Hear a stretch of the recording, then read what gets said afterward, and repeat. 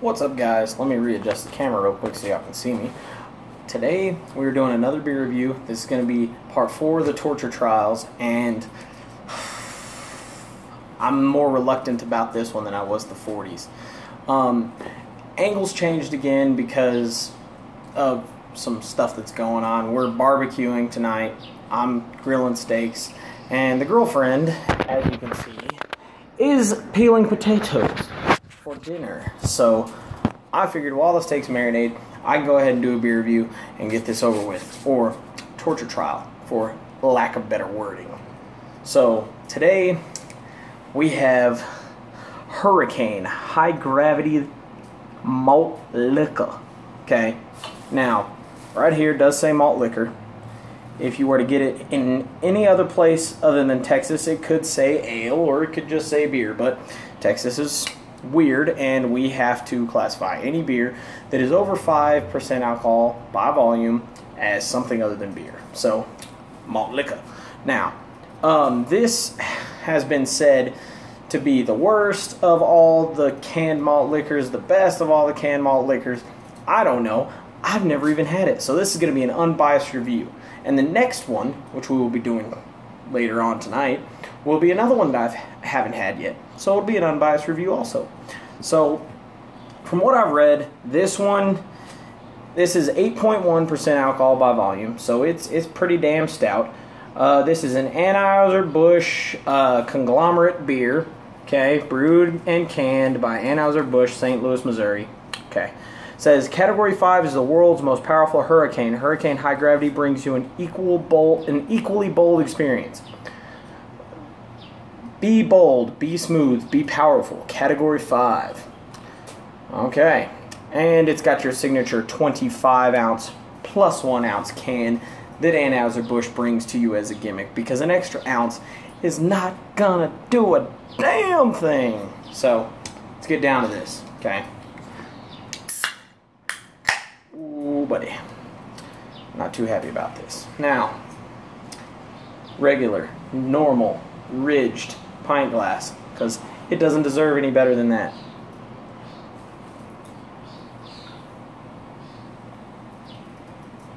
I'm trying not to pour it to where I get a ridiculous amount of head.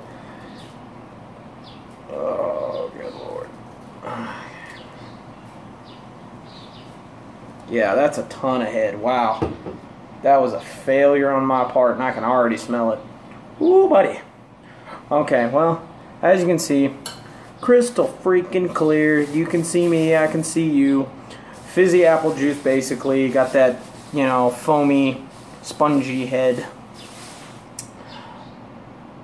Outside, totally clear. By the way, it was like 90 fucking degrees today, and Friday is supposed to be like 102 with a ridiculously high humidity. It's gonna fucking suck. So let's get down to smelling this here terrible beer. Actually, let's add some more to this since the head's already fizzled away, pretty much. We're gonna go, we better just go balls deep, right? Get as much as we can while we can. Okay, smells. Okay, I get a sweetness. It's got a little bit of maltiness. It could be cheap, you know, generic Anheuser-Busch malts. It smells Budweiser-ish, but you can definitely pick up the alcohol. But it seems a little subdued for 8.1%, and a lot of the beers in the cabinet are higher than 8.1. Why they are so much better than this, I will explain in a minute. So, cheers. Hope you're drinking something better than me. Torture Trials number 4, Hurricane High Gravity Malt Liquor.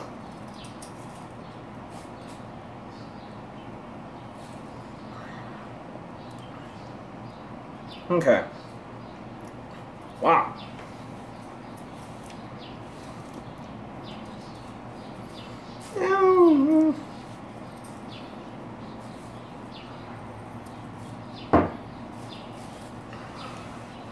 Okay.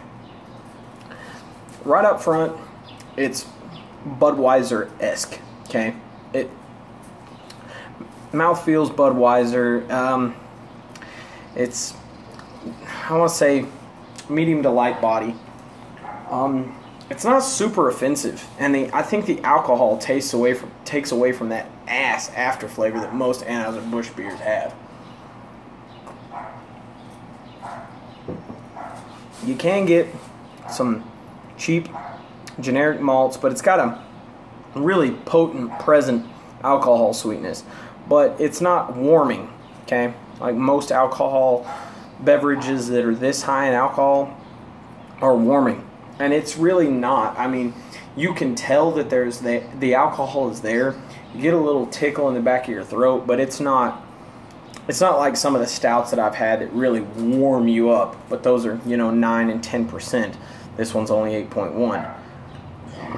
Now, let's talk real quick about why people, give these such a bad rap for the alcohol content that's in them, and don't give the old Rasputin or the Temptress or the, right there, the Real Ale Devil's Backbone. Those beers don't get hell for the alcohol content that's in them because they are craft beers. When somebody sees a craft beer, thinks of a craft beer, drinks a craft beer, they know that they're getting a beer that somebody took the time and effort to analyze different hops and different malts, put them together with different yeasts so that they can get the exact flavor they want, okay?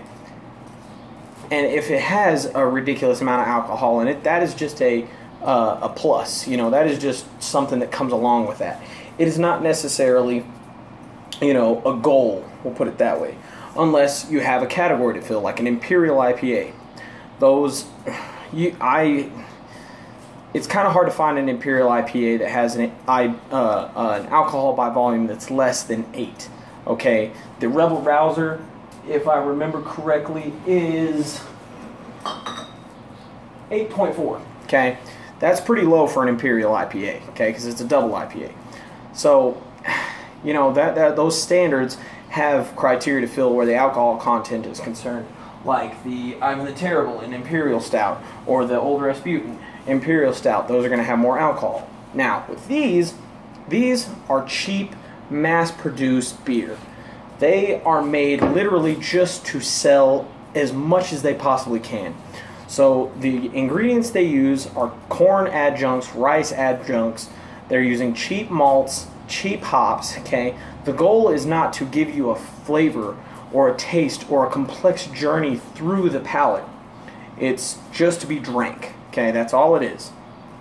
I'm not knocking them because they have their place, but the fact that this being a cheap, terrible beer like Budweiser or Bud Light, Miller Lite, Coors, that don't have those ABVs, but this having that ABV kind of gives it a bad rap. People think that, oh, well, if it's got that high of an ABV and it's that cheap, it's got to be geared towards homeless people. In the 90s, malt liquor companies and beer companies got in trouble for making 40s that were geared towards homeless people. I'm going to be honest. That is a fact, okay? But that has been stopped completely because these have gotten almost a cult following. Rap music talks about 40s, malt liquor. It has become something so much bigger than, just targeting homeless people. Not necessarily because people want the cheapest possible thing they can get to get drunk, because some people do. Other people actually legitimately like the way this tastes. It's not terrible, don't get me wrong. I mean, I have drank worse, but it's not the best, because it'd be in the shelf if it was. So it falls in the middle, okay? Especially for what it is. It is still a beer. And if you judge it for what it is, instead of trying to compare it to this, then you're more fair to the beer, okay? That's why I like to do the torture trials completely separate from these, because these beers are cheap, okay? Most of them, in my opinion, are shitty, okay, compared to these beers. But the torture trial is to set a standard for these beers compared to like beers and not these. Because anything compared in a can like this compared to these is going to be, in my opinion and in the majority of people's opinion, inferior. Okay? That's just how that works. But comparing this to other beers of this style in these cans with the alcohol content, same ingredients, that makes it fair, okay? I don't play basketball. They're not going to take me and compare me to Steph Curry because that's not fair. If they're judging my ability to play basketball, they're going to judge me against people in my same category in order for that to be fair. Does that make sense? So that's the reason we do the torture trials, okay? Just saying. Now, on to the rating, okay? Where the torture trials go, this beer really surprised me, okay? I was expecting way worse. I remember drinking the Colt 45 Colt 45 High Gravity, and that puppy, let me see what that was sitting at real quick. Here's the can. Love the can. I tried to find that. That's what I wanted, but I couldn't find it. All I could find was Stack, and I had that once, and oh, it was bad. 8.5%. So it's a little bit more stout than your High Gravity, but not too bad. So I have experience.